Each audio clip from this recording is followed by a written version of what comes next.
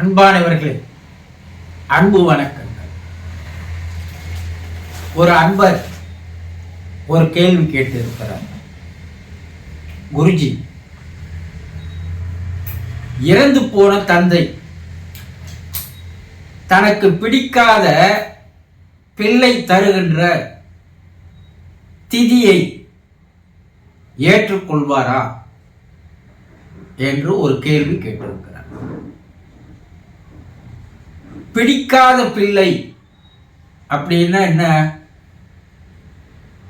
தாயும் தந்தையும் பெற்றோர்கள் உயிரோடு இருக்கும் போதே மகனுக்கும் தந்தைக்கும் கருத்து வேறுபாடுகள் ஏற்பட்டு மகனும் தந்தையும் பல ஆண்டுகள் பேசாமல் அந்த விரக்தி, வெறுப்பு, விரோதம் போன்றவை தந்தையின் மனசில் இருக்குமேயானால் அந்த பிள்ளை மீது அவருக்கு அன்போ பாசமோ இருக்க ஒரு வெறுப்பு தான் இருக்கும். அந்த வெறுப்போடு அவர் இறந்து போனால் அந்த பிள்ளை தருகின்ற சடங்குகளை, திதிகளை அவர் ஏற்றுக்கொள்ள மாட்டார். இது ஒரு வகை. தாய் தந்தையர் உயிரோடு இருக்கும்போது பிள்ளைகள் அந்த பெற்றோரை உதாசீனப்படுத்தி, அவமானப்படுத்தி, அசிங்கப்படுத்தி அவர்களை தனியாக விட்டுவிட்டு துன்பத்திலும் துயரத்திலும் வறுமையிலும் கொடுமையிலும் அந்த பெற்றோர்கள் வாடும்போது அந்த பிள்ளைகளின் மீது பெற்றோர்களுக்கு பாசம் இருக்குமா? ஏன் இப்படி ஒரு பிள்ளைய பெற்றோன்னு தெரியலையே, இந்த பிள்ளையே நம்ம கடைசி காலத்துல யமனா வந்துட்டானே, இவனை வளர்ப்பதற்கு நாம் எப்படியெல்லாம் கஷ்டப்பட்டு இருப்போம், எவ்வளவு துன்பத்தை அனுபவிச்சிருப்போம். வாழ்நாள் முழுவதும் இவர்கள் வளர்வதற்கும், இவர்கள் வசதியாக இருப்பதற்கும், இவர்கள் படிப்பதற்கும், இவர்கள் திருமணம் செய்து பேரம் பேத்தி எடுப்பதற்குமாக தன்னுடைய வாழ்க்கையே அல்லவா அர்ப்பணித்தோம். கடைசி காலத்தில் நம்மளை அனாதையா விட்டுட்டு போயிட்டாங்களே. அநாத ஆசிரமத்தில் எடுத்துன்னு வந்து விட்டுட்டு பிள்ளைங்க போயிடுச்சு. அந்த கடைசி காலங்களில் அந்த பெற்றோர்கள் மனதில் ஏற்படுகின்ற அந்த துக்கம், அந்த கவலை, அந்த வேதனை என்பது இறந்த பின்பும் அதே நிலையில் தான் இருக்கும். இது ஒரு வகை. பெற்றோர் உயிரோடு இருக்கும் போதே, தாய் தந்தை உயிரோடு இருக்கும் போதே தந்தையார் சம்பாதித்த சொத்துக்காக தந்தையே கொலை செய்கின்ற பிள்ளைகள் இன்று நிறைய இருக்கிறாங்க. பாக்குறீங்க, நீங்க செய்திகள்ல பாக்குறீங்க. தனக்கு சொத்து பிரிச்சு கொடுக்கலன்றதுனால மகன் தந்தையை கொலை செய்கிறான். அப்படி மகனால் கொல்லப்பட்ட அந்த தந்தையினுடைய ஆன்மா அவன் அதுக்கு அப்பால செய்யற திதிகளை, சடங்குகளை, காரியங்களை அந்த ஆன்மா ஏற்றுக்கொள்ளுமா? கொஞ்சம் சொல்லுங்க. ஏற்றுக்கொள்ளவே கொள்ளாது. அப்போ பெற்றோர்கள் மனம் நோகும்படி, பெற்றோர்கள் கவலைப்படும்படி, பெற்றோர்கள் துன்புறுத்தும்படி, துன்பத்தை அனுபவிக்கும்படி செய்கின்ற பிள்ளைகள் தருகின்ற எந்த திதியுமே தாய் தந்தையார் ஏற்றுக்கொள்ளவே மாட்டார்கள். அந்த மனசுல பிள்ளைங்க பேர்ல ஒரு விதமான வெறுப்பு, ஒரு சலிப்பு ஏற்பட்டுவிடும்.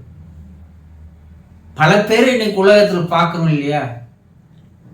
சில தந்தைகிட்ட போய் உன் பிள்ளை இப்படி செய்தான்னா அவன் என் பிள்ளையே கிடையாதுங்க, அவன் இறந்து சத்து எத்தனையோ வருஷம் ஆயிடுச்சு, எனக்கு பிள்ளையே கிடையாது,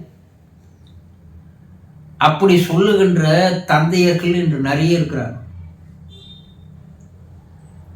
சில தந்தையர் பிள்ளைகளோடு வாழ்வதே நரகம் என்பதை உணர்ந்து கொண்டு மருமகள் செய்கின்ற டார்ச்சர், துன்புறுத்தல், கொடுமை, இதையெல்லாம் பிள்ளை கண்டுகொள்ளாது இருக்கும்போது அந்த தாய் தந்தை வீட்டை விட்டு தனியாக போய் பிச்சை எடுத்து வாழ்கின்ற நிலைமையை இன்று பல பெற்றோர்களை பார்க்கிறோம். அப்ப பிள்ளை வாழும் போதே, பெற்றோர்கள் தாய் தகப்பன் வாழும் பொழுதே அவர்களை புறக்கணிப்பது, அவர்களை அநாத ஆசிரமங்களில் கொண்டு போய் சேர்த்து விடுவது, அவர்களை வீட்டை விட்டு துரத்துவது, அவர்களுக்கு உணவளிக்காமல் பட்டினி போடுவது, அவர்களை அடிப்பது, துன்புறுத்துவது, அவர்களை கொலை செய்வது, அவர்களை ஏமாற்றுவது, இவ்வளவு செய்கின்ற பிள்ளைகளை யார் ஏற்றுக்கொள்வார்கள்? எந்த தாய் தகப்பையும் ஏற்றுக்கும்? சொல்லுங்க. விரோதிகளால் வருகின்ற கொடுமை வேறு, பெற்ற பிள்ளைகளால், இரத்தத்தால் உருவான பிள்ளைகளால் படுகின்ற கொடுமை இருக்கிறதே என்று நாளுக்கு நாள் அது அதிகமாயிருந்தானே வருது, குறைஞ்ச பாடா இல்லையே. எந்த பிள்ளையும் தன்னுடைய தாய் தந்தையை புரிந்து கொள்கின்ற பிள்ளைகள் என்று நிறைய பேர் இல்லை. இப்ப அப்படி இருக்கிறப்போ அந்த இறந்து போன அந்த தந்தை, இவன் ஏதோ ஊராருக்காக பயந்துட்டு, ஊராரை ஏமாத்துறதுக்காக இவன் ஏதோ மாசம் மாசம் இவன் திதி கொடுக்கறது, சடங்கு செய்யறது, கொல்லி போடுறது, இதெல்லாம் எந்த ஆன்மாவும் ஏற்றுக்கொள்வது இல்லை. ஆவி உலகிலே அப்படிப்பட்ட ஆன்மாக்கள் தன்னுடைய பிள்ளைகள் செய்கின்ற எந்த சடங்கையும் ஏற்றுக்கொள்வதற்கு தயாராக இல்லை என்று உயர்நிலை ஆன்மாக்களிடம் கூறுகிறது.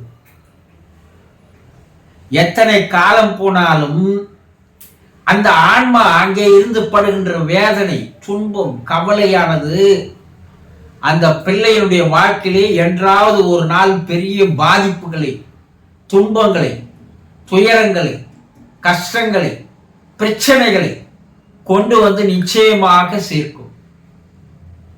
ஏன்னா அதுவும் மனசு தானே. நம்ம வார்த்தையில சொல்றோம், நான் வயிறெறிஞ்சு சொல்றேன் நீ நல்லா இருக்க மாட்ட அப்படி சொல்றேன் இல்லையா? எத்தனை பெற்றோர்கள் தன்னுடைய பிள்ளைகளை இப்படி சாபம் தராங்க தெரியுமா? அந்த சாபம் என்பது அதற்கு ஒரு சக்தி இருக்கிறது, ஒரு ஆற்றல் இருக்கிறது. அப்படி வரும்போது அந்த மனதில் இருந்து வருகின்ற அந்த எண்ண அலைகள் உலகத்தில் எந்த மூலையா இருந்தாலும் அவர்களை சென்று பாதிக்க செய்யும் என்பதை விஞ்ஞானம் என்று கண்டுபிடித்திருக்கிறது இல்லையா? அப்போ தாய் தந்தையர் உயிரோடு வாழும்போது அந்த தாய் தந்தையரை புறக்கணிக்கின்ற பிள்ளைகள், அவமானப்படுத்துகின்ற பிள்ளைகள், அசிங்கப்படுத்துகின்ற பிள்ளைகள், துன்புறுத்துகின்ற பிள்ளைகள், பட்டினி போட்டு சாகடிக்கின்ற பிள்ளைகள், இப்படிப்பட்ட பிள்ளைகள் அவர்கள் இறந்த பிற்பாடு ஏதோ நாடகம் ஆடிக்கொண்டு மக்களுக்காக ஏமாற்றிக்கொண்டு தனக்குத்தானே ஏமாற்றிக்கொண்டு செய்கிற எந்த திதியும் எந்த சடங்குகளையும் அந்த ஆன்மாக்கள் ஏற்றுக்கொள்வது இல்லை. அவர்கள் தருகின்ற சாபத்தை அந்த பிள்ளைகள் அனுபவித்துத்தான் ஆக வேண்டும் என்பதும், அனுபவித்து வருகிறார்கள் என்பதும் உண்மை என்பதை தெரிந்து கொள்ளுங்கள். தெரிந்து கொண்டீர்களா? சந்தோஷம்.